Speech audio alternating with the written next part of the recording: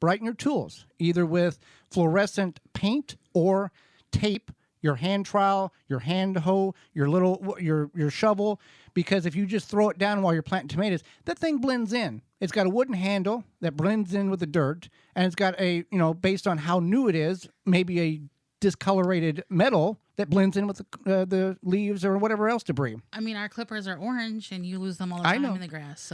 But that is a tip.